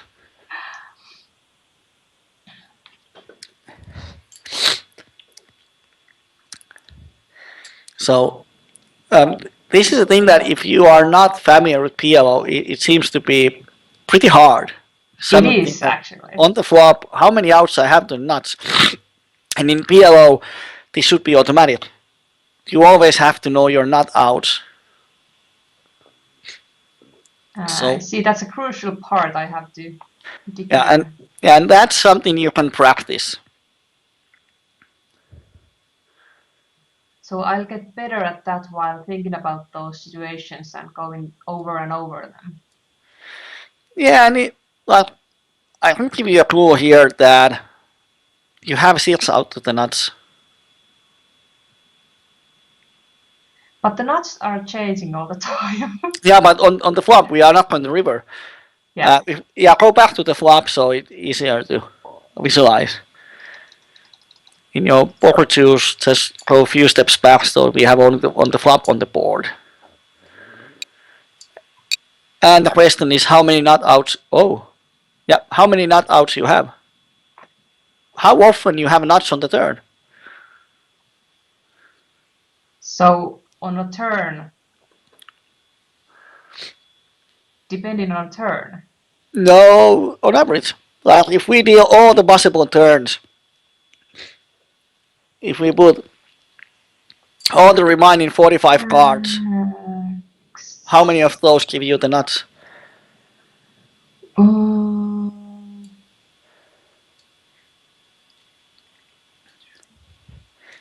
So here is something five. that definitely is going to improve, but it's something that you need to practice. Yeah. You probably you are amazed that after 2 weeks, when I ask the same question, you give it to me in 1 second, and then you can watch this video and see that oh, the difference is huge. Uh, the thing is that you only have the straight draw to the nuts. Yeah. King doesn't give you nuts, ace doesn't give you nuts, so there's only jacks and sixes that give you straight. But jack of clubs and six of clubs don't give you the nuts because then there's the flush possibility. Yeah. So you have six outs, Indeed. three jacks, three sixes. And this is why you have to practice defining the nuts. Because then you can use it to calculate your own outs. And the thing is here that 30-second time bank flop comes and then you wonder, okay, I have a open ender's draw. How many outs I have? Okay, 1, 2, 3, 4, 5, 6, 7, 8. Oh, there's a flush draw, so I should take away two of those. Okay, oh, time's out. And we haven't even defined our opponent range. So this is why you need to practice them a lot. And I know you have a great work ethic because the whole world is watching you.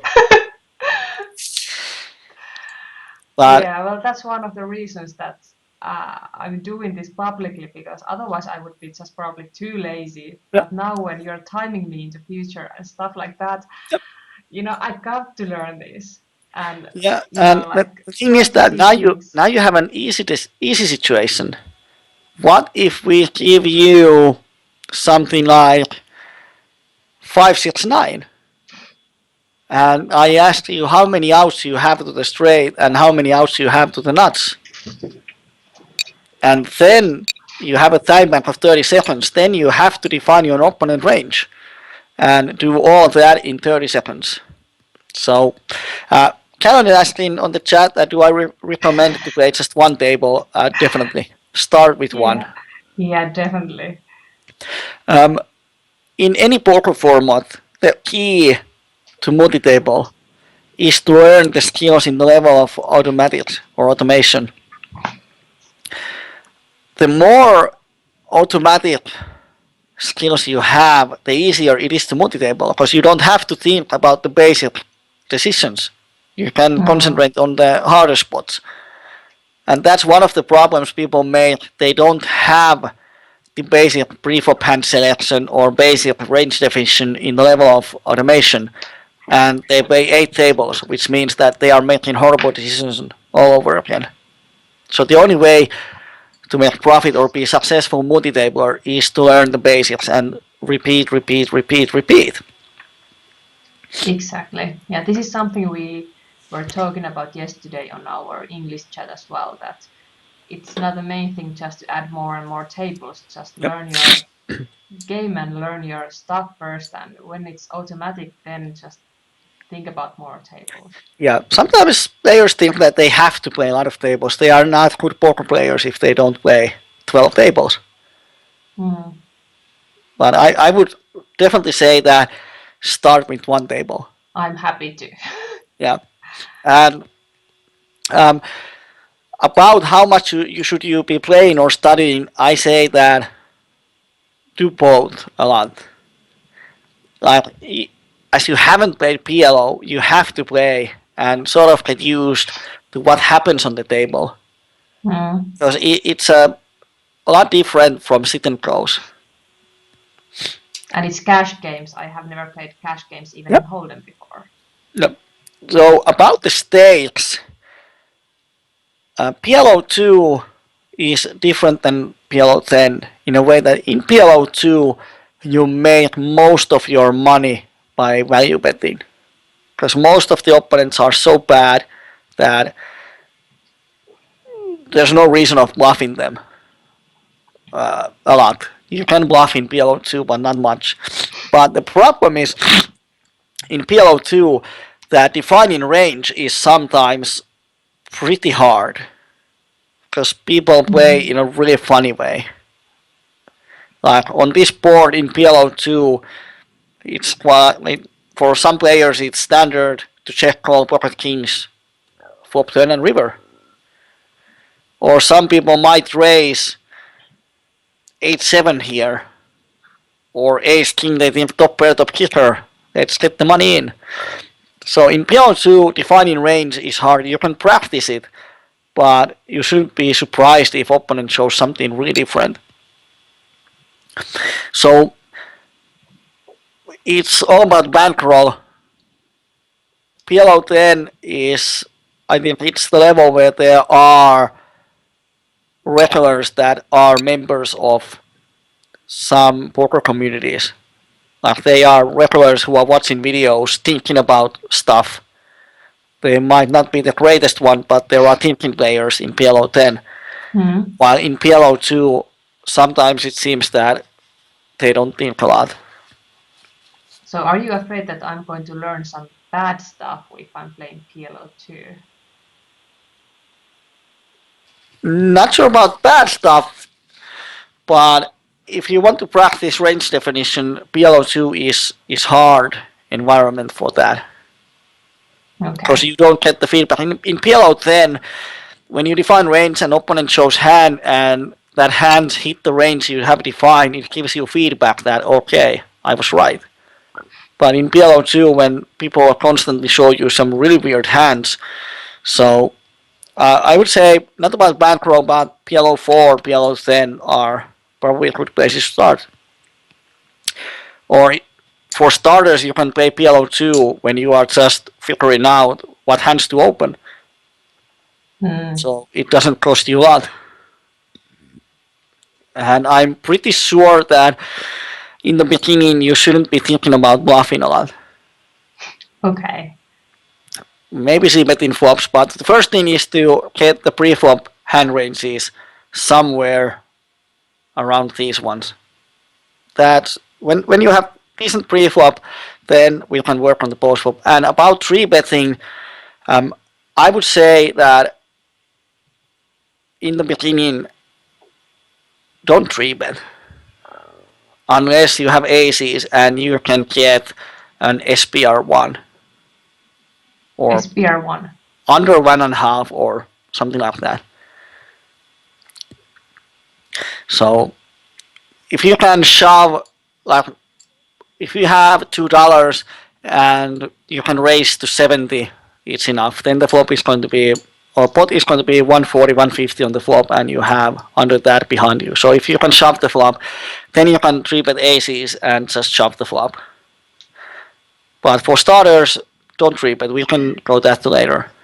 Okay, so no bluffing, no three betting. Yeah, or you can bluff, or you can do anything.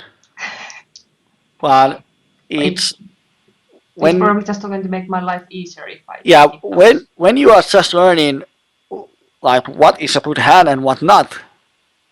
If you want to do too much at the same time, like you start to trip and get yourself in a really hard positions, it's going to be so confusing. So first, do one thing at a time. Like I, in my work at kindergarten, I always say that first things first. Yep. So first pre-flop hand selection with the read the poker, the PLO from scratch, and use this practice that I showed you. Okay. And then when pre-flop is fine, then start to work on the post-flop, figuring out your odds, what are the nuts, maybe how many outs you have, therefore what is your equity, and range definition. And about the range definition, you can post it on your blog. Like just ask that is this no anywhere near the right one. So if you are doing the wrong estimations, then we can correct you right away. But those are things that you should do a lot. And I would say that when you think that your pre-flop hand selection is decent, then before each session start to do these range definition practices. Okay. And that's it. I think there's a lot of stuff for you to do. Yeah, it's starting to look like it's Yep. not going to be such an easy job Yeah, anyways. and when you play one table, it can be boring when you don't have hands. So that's a great way. When you fold your hand, when the flop comes, what are the nuts? When the turn comes, what are the nuts? When the river comes, what are the nuts? And when that becomes automatic and it's boring to do that, then when you are not in the hand, you can start to do this range definition while you are watching the hands. Like, okay, that opponent check calls. How does that define his range? So you can do it while playing, and it doesn't affect your own decisions because you are folded. You have folded the hand. So that way you have something to do even when you are not playing. Okay, So that sounds good. there's something to do. Kasper is saying that PLO2 is waste of time. Well, you always have to think what are your goals, what you are trying to achieve. And I would say that now when Dayah opens PLO table today, right? Yeah. Nothing better on Saturday evening than playing PLO. No. When she's opening PLO table, the goal is not to win money. It's nice to win money, but the main objective is to get used to PLO, maybe think about hand ranges, and just see what kind of situations happens, what does people do on PLO tables and so on. So then it doesn't really matter what the stakes are. And probably I would say that for the first sessions it might be minus EV for Dayah to play PLO. So the smaller the stakes, the less he has to invest. So I would say PLO4, if you have a bankroll, not worried about losing few buy-ins, then PLO10 is fine too. So what's your bankroll Bankroll recommendation? management, oh, we have talked about this a lot. The bigger, the better. Yeah. Well, So, actually, if you want to know, I just deposited $50 to Poker Logo to start there. oh, And 50. Oh, there isn't small enough for $50. I didn't know where to start from. I think Um, I'm going to chip in the smallest games inside. I would say if you use Variant Simulator and you play conservative poker, like you don't 3-bet almost at all, then you will face 10 buy-in swings all the time. And once you enter the 3-bet world, then you will have 20 to 30 buy-in swings all the time. So that's on a mathematical point what you should be prepared for. And then there's the psychological aspect that if you really play with $50 bankroll in PLO 2 and you lose 15 buy-ins, $30 in one session, which is 60% of your bankroll, how does that affect your mental game? Of course, we know that you can deposit more, so your bankroll is so dynamic, and you don't have any mental game problems. You don't ever tilt, and so on. So it's not a problem. Yeah, If you in have a a sense, I can downswing, deposit more. yeah, if you have a downswing, just deposit more. Yeah. But overall, in PLO, the bigger the bankroll is, the better it is. Yeah, well, basically it's the same for every game. You can't Yeah. be too small. Yeah, I've always in the coachings said that there's the mathematical approach and there's also the psychological. And in PLO, the psychological part is so important because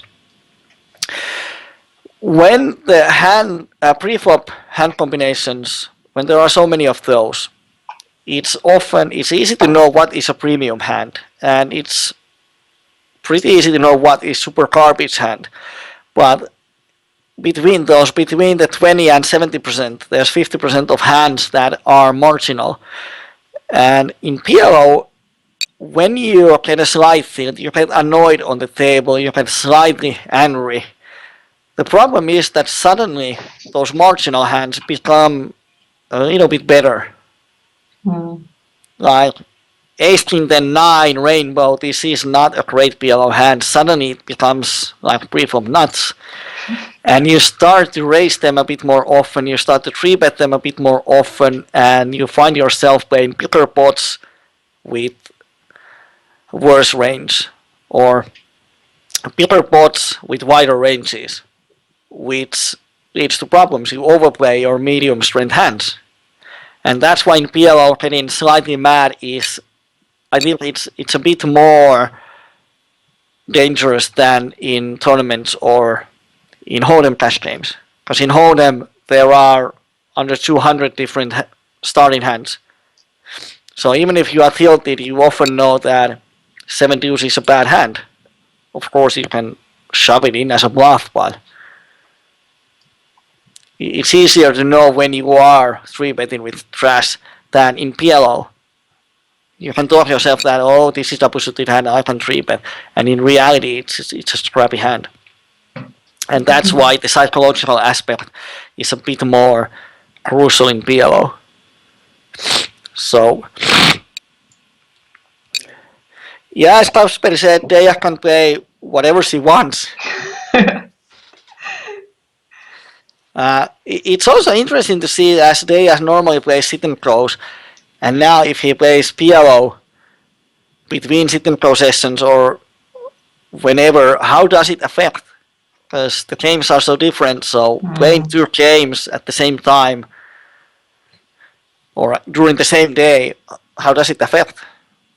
I don't know, I've never done it, so it's interesting to hear her thoughts and how does it affect? Does it affect his sit and crows, or does it improve his sit and crow playing, or what is the result?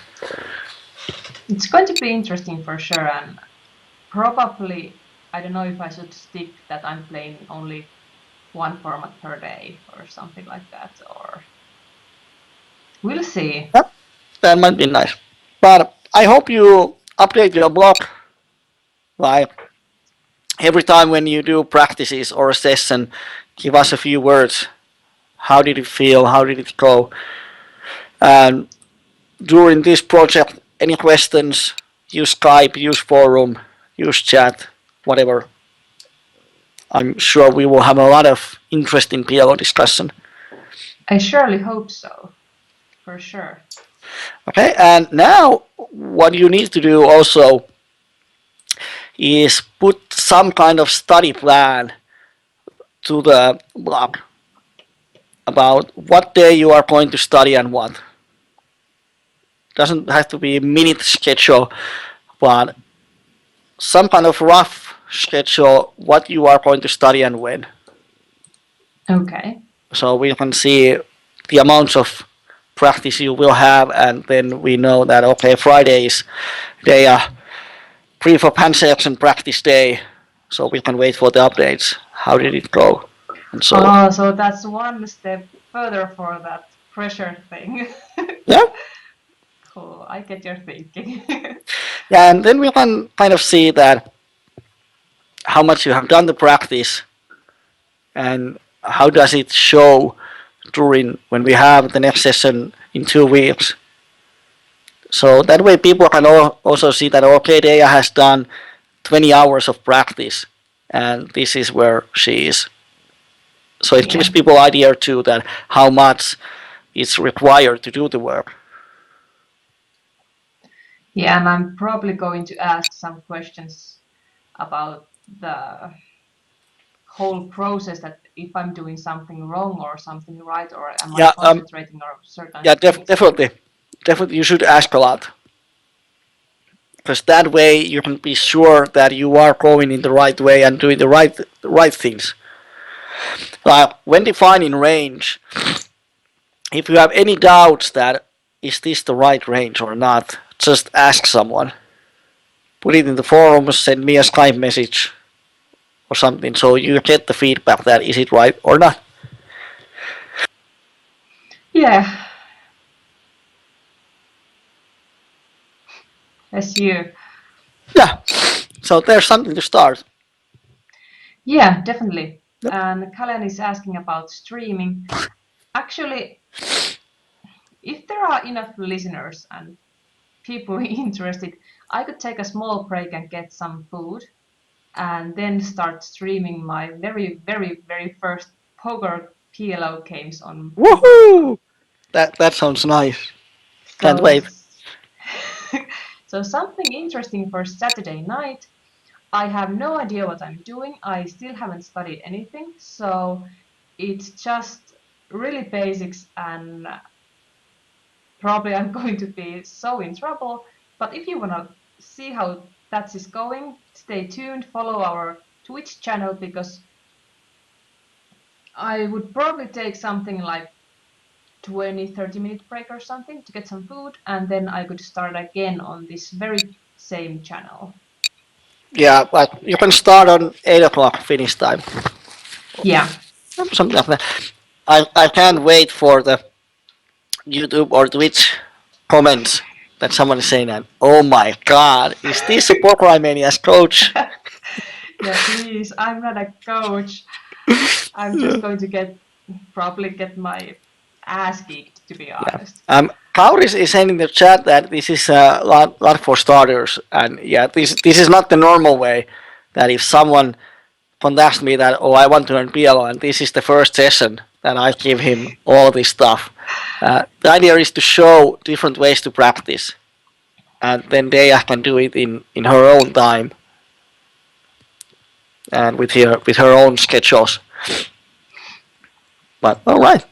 Yeah. Yeah, And I if will you, send you all the files I promised, PLO from scratch and the imply notes and everything, so you have something for reference when the time is right for those.